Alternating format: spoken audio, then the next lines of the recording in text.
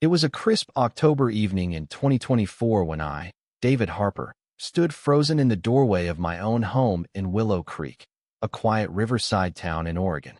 My heart pounded like a drum as I watched a stranger, a kid barely in his mid-20s live, streaming from my living room, grinning into his phone.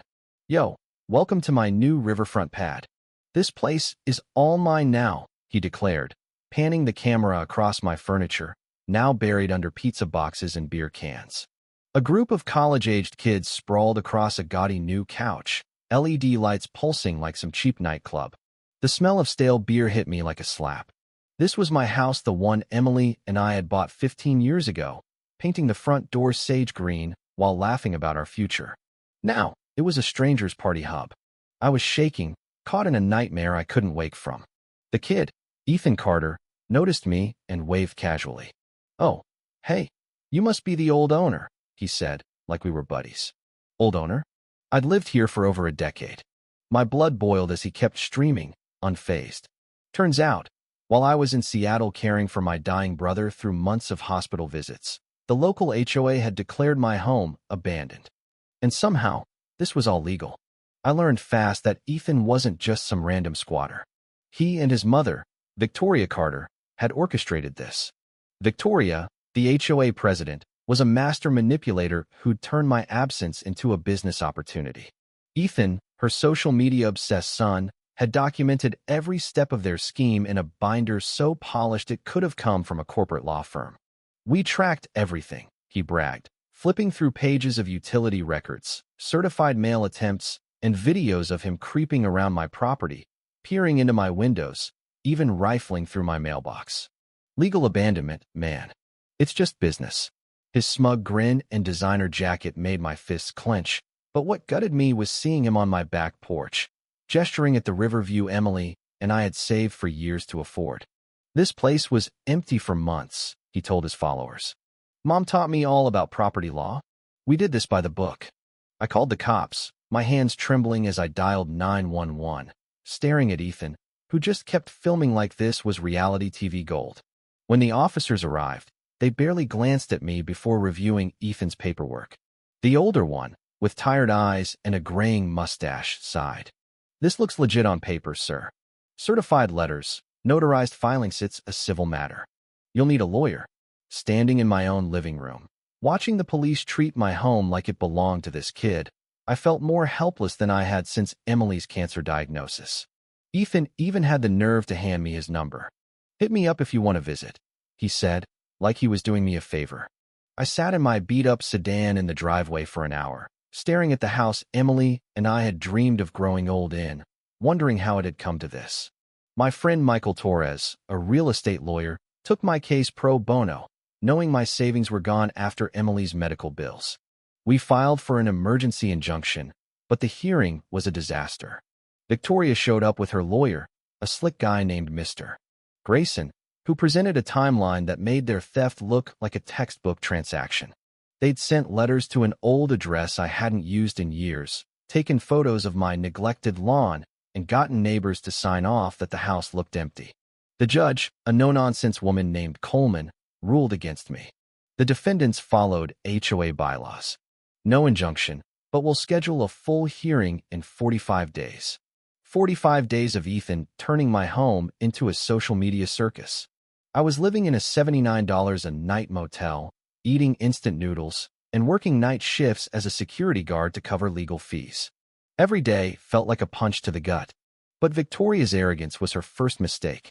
She fired Grayson, her careful lawyer, for someone flashier, a guy named Vincent the Shark Lopez, who charged $900 an hour and promised to crush me. Ethan, still filming every move for his followers, bragged about their new attack lawyer strategy. But the switch left gaps in their paperwork. Michael noticed missing HOA filings in the county database, small oversights that hinted at cracks in their system. Meanwhile, Ethan's social media empire started crumbling. His followers turned on him, calling him a house thief after his girlfriend dumped him over this stolen home scandal. A cryptic comment from someone claiming to be his dad's old partner, "Ask your mom about the 1990 Pinewood scam," sent Ethan spiraling. He confronted Victoria, who brushed it off as ancient history, But the scrubbed search results for Pinewood scam planted doubt in his mind. Then came Clara Bennett, a 78-year-old retired city clerk who'd been watching Victoria for years. She pulled me aside after a hearing, her voice low. "David, I've tracked every move Victoria's made. 3 days before each theft, she gets a call from the same number. I've got records." Her eyes darted nervously. "Last week, that number called again. What if you're next?" I scraped together my last $8,000 from my retirement fund and hired a title research firm. It was a gamble, but Michael convinced me it was my only shot. The research revealed a bombshell. The HOA office sat on land with a murky ownership chain, tied to a bankrupt company called Carter Construcciano. Relation to Victoria, just a cruel coincidence. The land had reverted to the county for unpaid taxes and was set for auction. Victoria panicked when she heard I was digging. Ethan, still filming, caught her saying, "He's found something. Delete those videos about our research methods." She and Lopez planned a preemptive strike, pooling $78,000 to outbid me at the auction.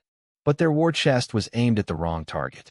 At the auction in November 2024, I played my hand carefully. The access road to the HOA office sparked a bidding war. I pushed the price up, knowing Victoria's need to dominate would blind her.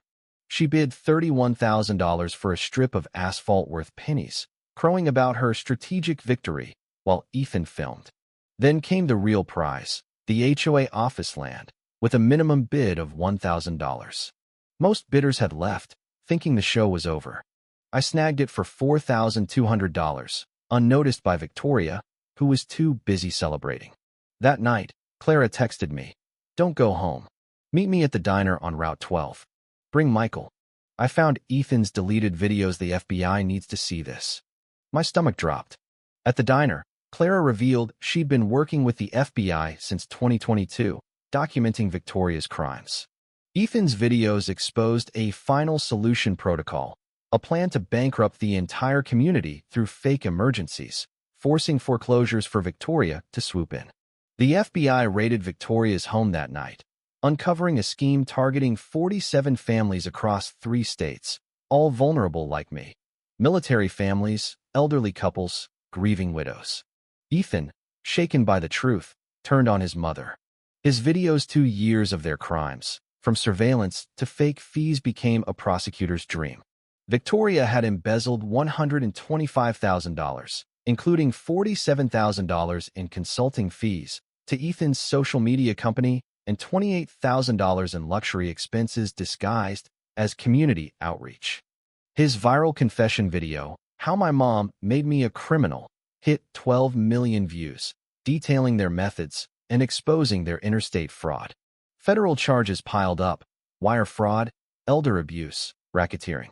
Victoria's plea hearing was a spectacle of denial. "My son misunderstood my instructions," she claimed, but the judge wasn't buying it.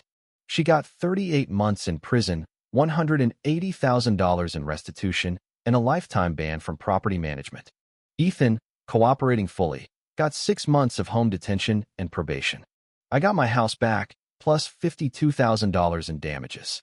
The HOA dissolved, replaced by a voluntary neighborhood group focused on community, not control. Property values soared 15% in 6 months.